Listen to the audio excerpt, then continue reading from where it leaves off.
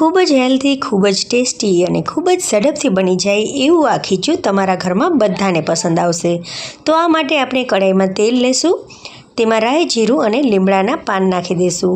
हवे तेमां थोड़ीक डूंगળી नाखी दईशुं અને થોડાક બટાકા પણ નાખી દઈશું। તમને જે પણ વેજીસ પસંદ હોય ને તે આ ખીચામાં નાખી શકાય। બાળકો જે વેજીસ ખાતા હોય તે નાખવાના અને તમને જે ગમે એ પણ નાખી શકો। તો અહીંયા થોડા ગાજર પણ આપણે નાખી દઈએ। આ બધી વસ્તુઓ સરસ રીતે આપણે તેલ સાથે મિક્સ કરવાની છે। તો અહીંયા ગાજર, બટાકા અને ડુંગળી નાખી છે, થોડાક કેપ્સિકમ પણ તેમાં એડ કરી દઈએ।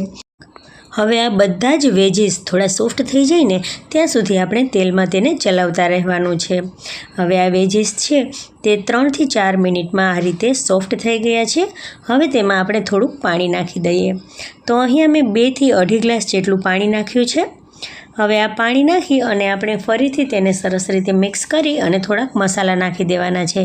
તો અહીંયા બેઝિક મસાલા જ નાખ્યા છે। તેમાં આપણે હળદર, ધાણા જીરાનો પાવડર, લાલ મરચું પાવડર અને થોડો ગરમ મસાલો પણ નાખ્યો છે। જો તમારે ગરમ મસાલો ન નાખવો હોય ને તો મેગી મસાલો પણ નાખી શકાય। હવે ઢાંકણને ઢાંકી અને પાણીને આપણે ઉકળવા માટે રાખી દઈશું। બધા વેજીસ સરસ મજાના ગરમ પાણીમાં સોફ્ટ થઈ ગયા છે। હવે આપણે તેમાં લોટ નાખીશું। તો અહીંયા મેં 1.5 વાટકી જેટલો લોટ નાખ્યો છે અને 2.5 થી 3 ગ્લાસ જેટલું પાણી નાખેલું છે।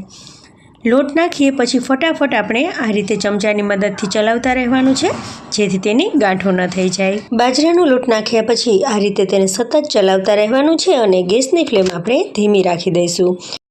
ઢાંકણને ઢાંકી અને થોડીવાર માટે રહેવા દઈશું। તો અહીંયા સરસ મજાનું આપણું ખીચું બની અને તૈયાર થઈ ગયું છે। ઉપરથી થોડુંક આપણે મરી પાવડર નાખી દઈશું। તો ગરમ ગરમ ખીચાને તેલ સાથે ખાવાની ખૂબ જ મજા આવે છે। ઉપરથી થોડીક કોથમરી પણ તેમાં નાખી દઈશું। તો મિત્રો, તમને જો આ ખીચાની રેસીપી ગમી હોય તો મારી ચેનલને લાઇક, શેર અને સબસ્ક્રાઈબ જરૂરથી કરજો। Thank you.